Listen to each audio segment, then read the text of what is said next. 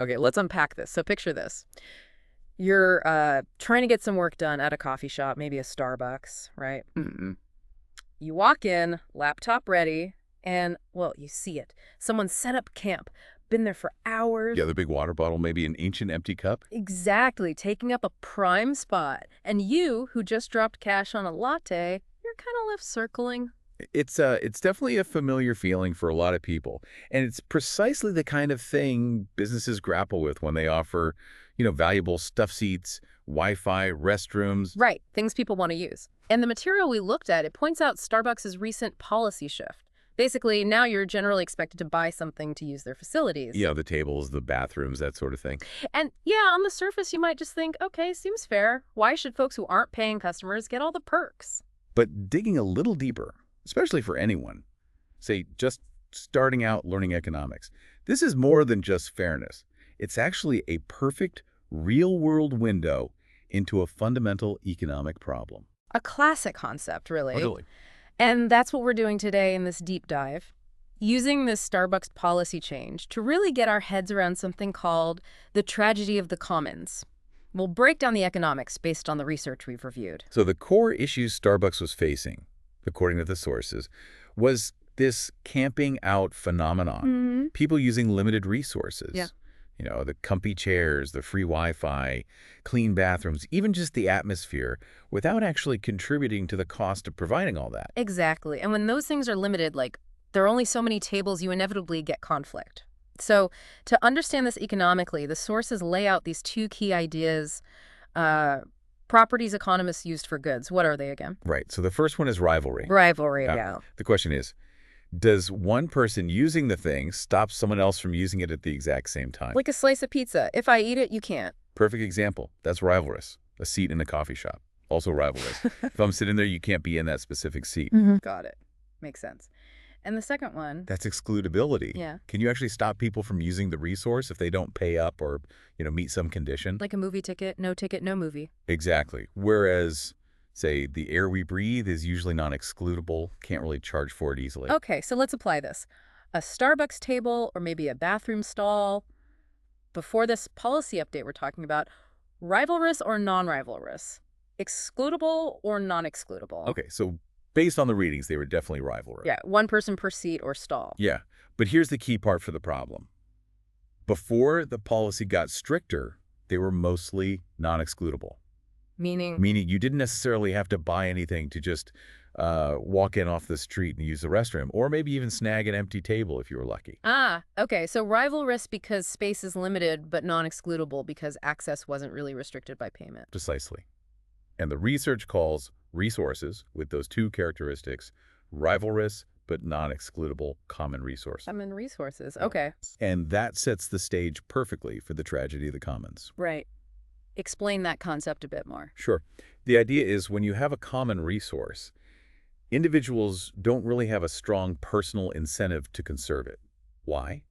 Because, well, they don't directly feel the cost if it gets degraded, and even if they hold back, it won't save the resource if everyone else keeps overusing it. So everyone just acts in their own immediate interest. Pretty much. Yeah. And that leads to the resource getting overused, depleted, or just generally degraded. It's a tragedy because the collective action ruins the shared resource for everyone. So back to Starbucks before the change. The material suggests this exact dynamic played out. Overuse meant what? Crowded cafes, paying customers struggling to find seats. Yeah, and maybe messier bathrooms, sometimes even people using the space inappropriately because they weren't really invested as paying customers. The tragedy was the decline in the quality and usefulness of that shared coffee shop environment. Okay, so the value of the space went down for everybody, including the people actually buying coffee. Exactly. So what this new policy does, looking at it through that economic lens, is it introduces excludability Wow. by requiring a purchase. It puts up a barrier, a cost, to access those rivalrous resources like seats and bathrooms. And when you add excludability to something that's already rivalrous, Yeah. you change its classification, right? It becomes what economists call a private good. Yes. Now it's both rivalrous and excludable. Yeah. And the sources we looked at suggest there are really two main economic goals here. First, it helps limit overuse. Because there's a cost involved now. Right. Even if it's just the indirect cost of buying that coffee, you're probably going to be a bit more mindful about how long you stay, maybe less likely to camp out all day. Makes sense. And the second goal, The second is to internalize costs, internalize costs, meaning meaning the costs of keeping those spaces nice, cleaning, electricity, fixing things, are now more directly linked to the users who are the paying customers. So it aligns the incentives better. The people paying are the ones benefiting from a clean, available space, and they have less reason to misuse it. Exactly. And this whole idea, solving the tragedy of the commons by making something excludable. It's not just coffee shops, right? The articles give other examples, like paid parking lots. Yes. Perfect example. If street parking is free and unlimited in a busy area, people might just leave their cars there all day. Good luck finding a spot. Right. But if you introduce meters or time limits, basically, add excludability, it encourages people to move along, freeing up the rivalrous resource, the parking space. Or remember that point about airline baggage? Checked bags used to be mostly included, right? Like a common resource within the plane's cargo hold. Yeah, rivalrous space, but non-excludable once you bought your ticket. Yeah. And what happened? People packed tons of stuff. Slowing down boarding, making planes heavier. Then came the baggage fees. Suddenly, that space became excludable, and surprise, surprise, people started packing lighter. And there was that city planning example too, congestion pricing. Right, like in London or Singapore. Charging drivers to enter certain busy city zones during peak hours.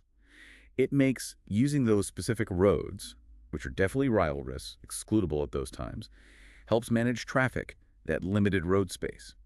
So this Starbucks policy, even if it annoys some people, it's really a kind of textbook case. It shows how businesses or even cities use this economic tool, introducing excludability to manage resources that tend to suffer from the tragedy of the commons. Exactly right. It's fundamentally about trying to ensure the resource is used more efficiently, more sustainably, and preventing that degradation that happens when access is totally free, but the resource itself is limited.